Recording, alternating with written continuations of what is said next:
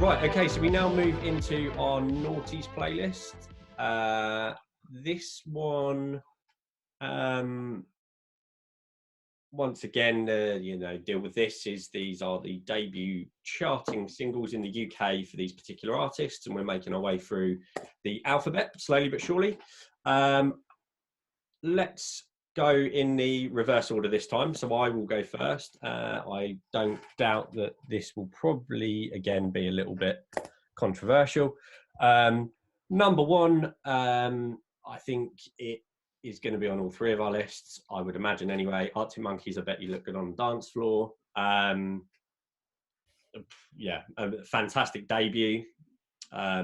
Really great tune. Has been heavily played, but I think still sort of stands up. I don't think you can really argue with it though, can you? Like, you wouldn't have looked back on that of their entire back catalogue so far and thought, oh, they didn't start out so great, but they got a lot better.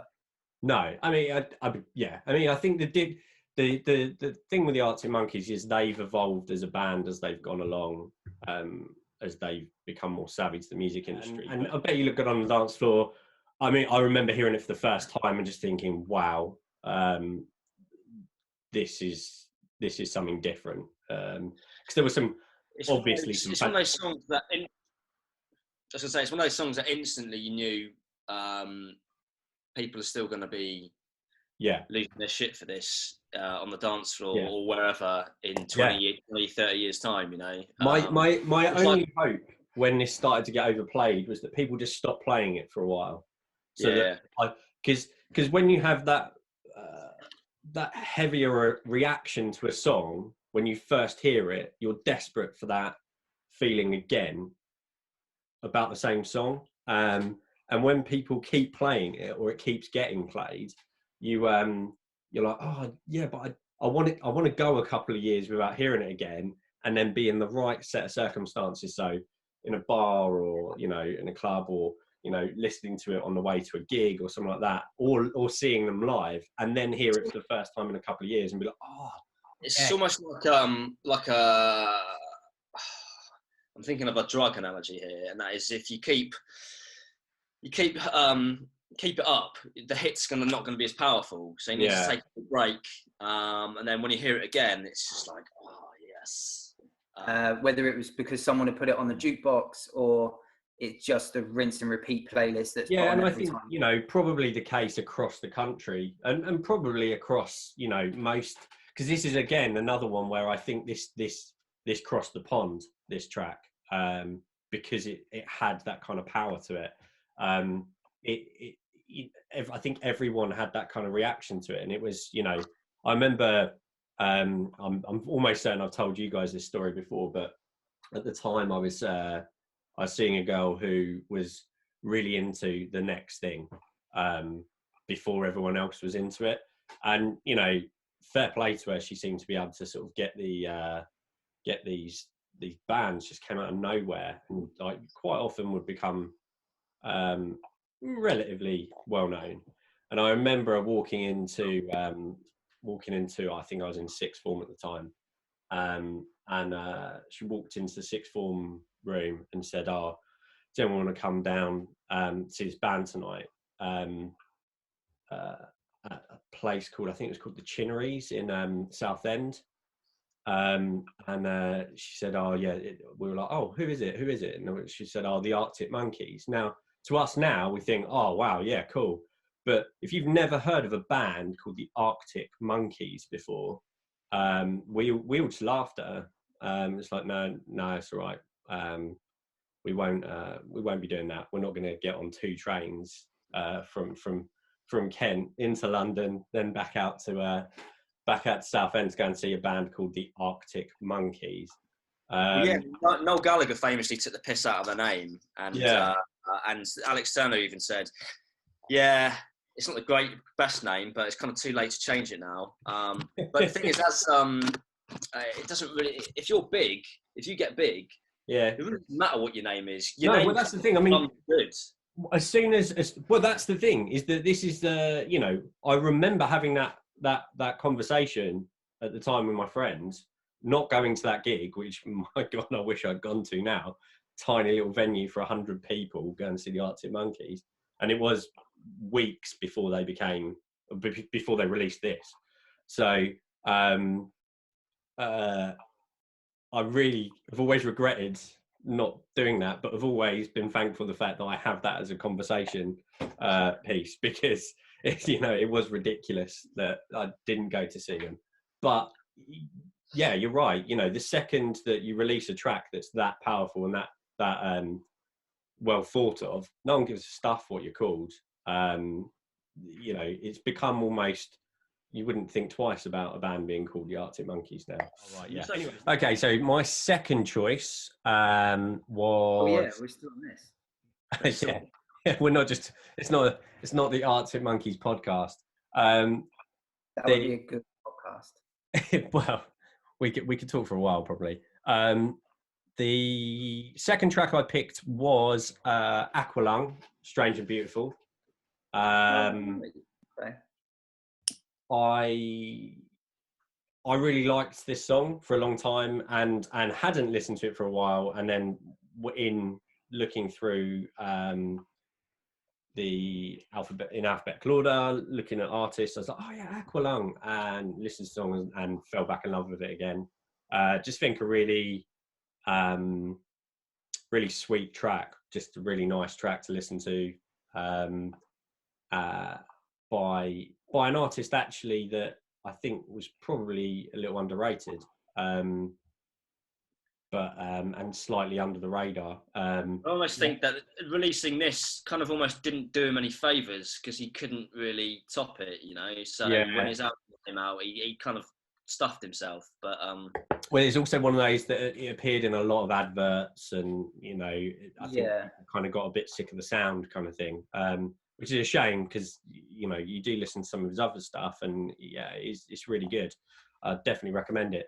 And my third one, which is definitely the one which is going to be controversial, is Fascination by Alphabet. That ain't controversial, mate. Huh? That's not controversial. Oh, good man. I'm glad this one's going to be moving on. This one really helped me bounce back from a wonderful life listening to the playlist back. I just love this song, and I unashamedly love this song. I think I want to go and hear more from Alphabet. I forgot it existed. I owned the album. You don't. It's really, right. This was. I dislike this song immensely. I dislike this song immensely. I know you do, which is part of the reason I knew it would be controversial. It's not. I love a good pop. I love a good pop song. But this is just rubbish. I just love it when you get like a Scandinavian band. That's it. Who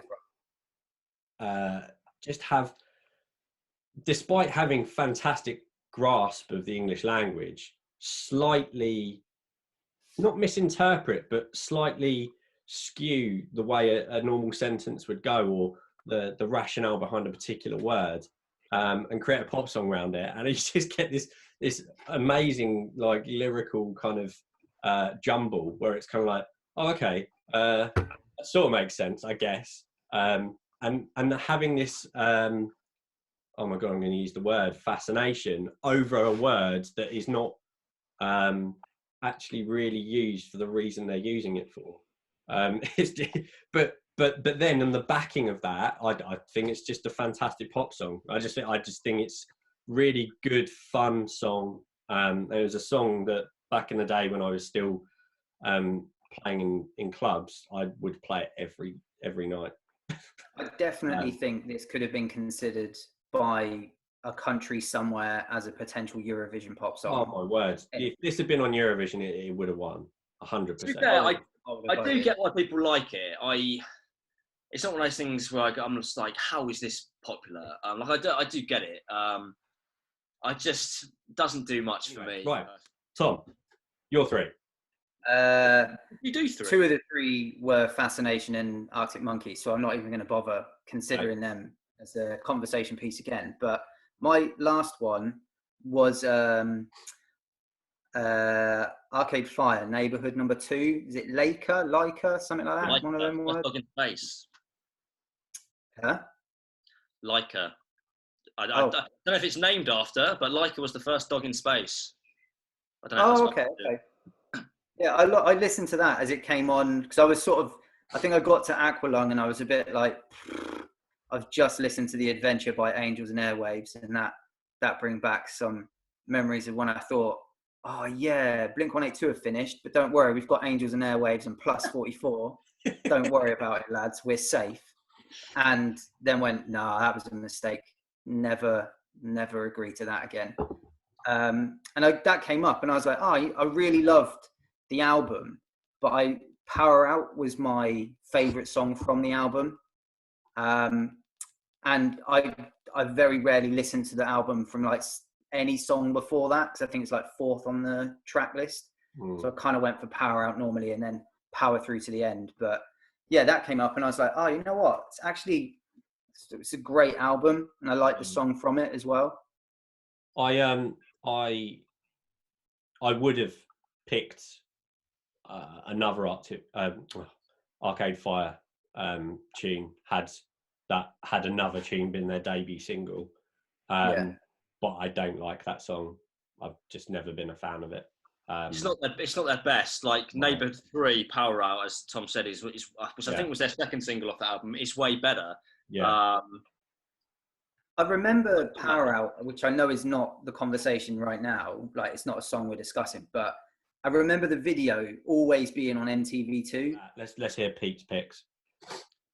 So I've got my visual aids here. So I went for Aqualung, which, as the sticker on here says, it was on the VW Beetle advert, which I think is probably where most people heard it. And I just remember thinking, that is a cool tune. And so I went out and bought this. And for those who've never listened to it, it's got an excellent remix on here as well. Oh, wow, okay. I don't know if I have ever heard that, actually. It's the Jackknife Lee mix. It's very good. Okay. Nothing really to say about it. The old Arctic Monkeys, we think we've discussed that. Yep.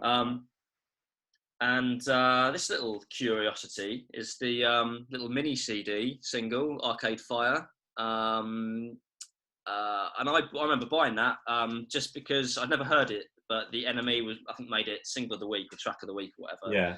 So I went out and spent £1 or £2 on that, and that, like as we said, it's not their best. It's not their best track. It's it's a weird kind of dark song, and it almost sounds like a bit of a mess as well, like the vocals and stuff. It doesn't sound like it's mixed that well, but that kind of gives it a strange. Yeah. Dark well, I think that's the difficulty with Arcade Fire, and particularly that track, because if you played that to like a record exec or a room of people, should we release this? Should we change the way the song works? They'd have probably gone, it seems a bit disjointed, but probably having that difference, because as we've talked about at the time, there were a lot of bands around at that time that you would say, from of the festival ilk, shall we say, because I don't want to encompass everything under the indie or rock banner or whatever. And the thing is with that is that it did set them apart. They did seem very, very different. And then to follow it up, because at that point they've got an album, it's going to happen. To follow it up with such a powerful second single, that then cemented their popularity. Because people wanted different. People wanted something a bit different. Because we had this age of music coming through, but some of it was starting to become a little bit samey. So yeah, I can understand why you guys have picked that. I didn't pick it because I'm just not a big fan of that tune. When I went onto this list, I was like, oh God. None of this is my stuff, and it was only getting to the last. As I scrolled down, I was like, "Oh, there might be some salvation out of this." But I did listen to all of them. But yeah, I didn't like. I know the Anastasia track. That was a big pop tune. It's all right. Yeah. A lot of this stuff is like Angels and Airwaves. That track is dog shit.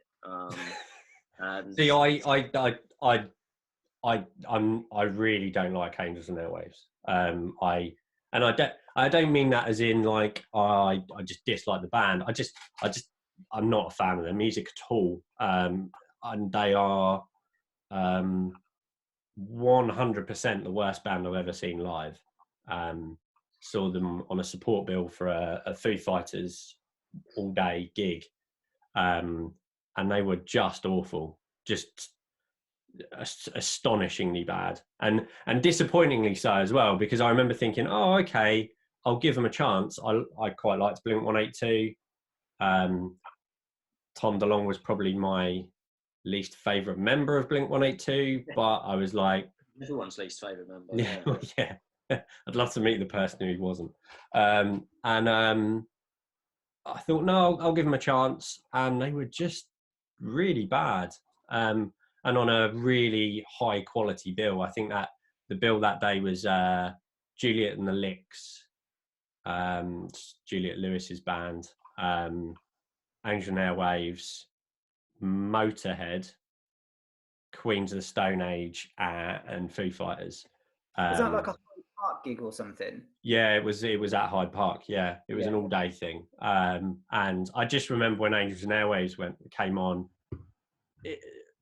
Whereas normally with bands, people just like wander off if they don't want to see them.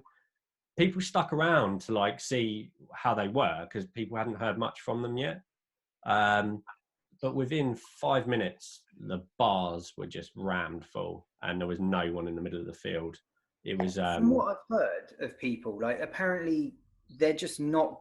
You know, like sometimes you might have a bad set when you're playing live, like the wind's against you or your sound's off. But I don't know how many different gigs people that I know have gone to, but I've never heard anyone say, "Yeah, but they sounded pretty good live."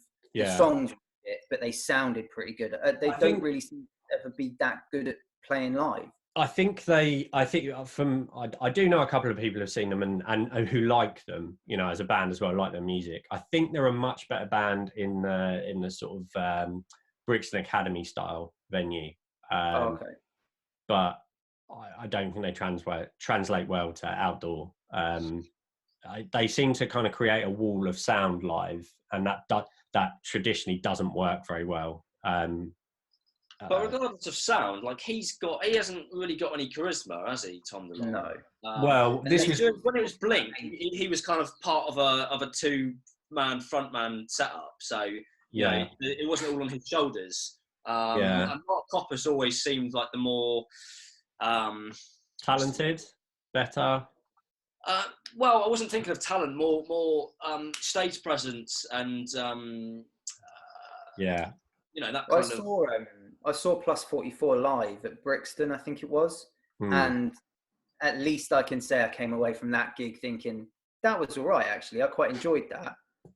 Having only really listened to one or two of their songs before. Yeah, well, their music, their sound seemed like an evolution of Blink, whereas Angels and Airwaves was kind of the difference between. I've forgotten what they're called now. Oh, that's it. It was the difference between Busted and Fight Star in the same way. It's kind of like a completely different sound. Not that I'm comparing Busted to Blink-182, although Blink-182 seem to, the members of the band seem to compare a band like Busted to their older stuff because they seem to have a real sort of attitude that it was really childish music. I think fans have a lot more love for it than they do. Just on the topic of Tom DeLonge, while we're chatting, while I was looking up just like what's gone on in the world of music this week, I know what you're going to say. Yeah, the child song about "I Wonder What's Inside Your Butthole," right? And then I saw that Tom DeLonge had reacted to it, saying that this was actually it's just a little girl on her guitar, not playing a single chord, just sort of strumming the strings. Singing the song that she made up, "I Wonder What's Inside Your Butthole," and Tom DeLonge seemed to tweet or retweet it and say that it was a Blink original and that they're gonna they should just get her a record deal now because it's one of their songs. But yeah, See, I thought you were going to go down that route of because he was heavily involved with these UFO videos that were released. Oh yeah. He's behind some foundation, isn't he, that locates these videos and tries to release them. He's put like millions of dollars into it or something like that. Fair enough, if that's what you're into. I thought that was the route you were going down, not a song about buttholes. No, little girl singing about a song called "I Wonder What's Inside Your Butthole." That's the route I was going for. I mean, looking down the rest of the list, I agree with what you said, Pete. Anastasia track, it was a big. It's a big track. I could happily never hear that song again. Yeah, it's weird because I probably at the time I probably liked it, but now I don't think I listened to the whole song when compiling and listening to it, because I found it grating. Just nothing to it. It's very. I don't know when it was released. I want to say late 90s. I could be wrong, but it was. I think it was released in 2000 because I was kind of surprised. Dated, but not in any way that's good. It's just like, oh god, I remember that. Yeah. The couple of dancey. I was just going to say, it's very much a yes, next song for me. Like if it comes on, and go, oh yeah, turn it over. I've not watched any of the videos of these songs, but of all of the different categories that we cover, I think the Naughties sort of debut singles is the one that I would most like to watch, because if you can find the videos for them, I imagine those videos are nuts. Do you know what's really odd, actually? Some of them are very good. I think one thing that I think is really interesting when I've been compiling the video playlists is actually videos have, in general, become more mundane. Because they don't spend the money on them anymore, so they have to pare down their ideas a bit. You do get some absolute gems. You get some fantastic ones. I mean, actually, talking about this, the Aqualung song had 3 separate videos.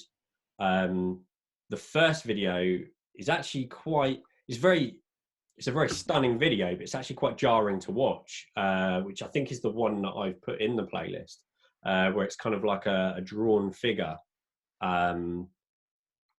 doing various activities, but like on the cover, like that. Yeah, it's like that, and it's it almost looks like sort of stop motion, and it's but it's quite difficult to watch. Like I imagine, I don't have epilepsy, but watching it, I don't know if it can induce it, and that's why they did a second video, but it certainly has that kind of feel to it. So we have moved on. Bet You Look Good on the Dance Floor. In fact, I think all of our choices have been moved on because they've all got at least 2. Bet You Look Good on the Dance Floor, Strange and Beautiful, Fascination, and Neighbourhood Number 2. And we're going to put in the Adventure as well, just because. No, I would like that. Again. I win again. You suck. You got 3 again. I didn't realise this was like a win and lose situation. But I mean, is this now getting competitive now? We should do a tally up at the end of each week, see who won the playlist.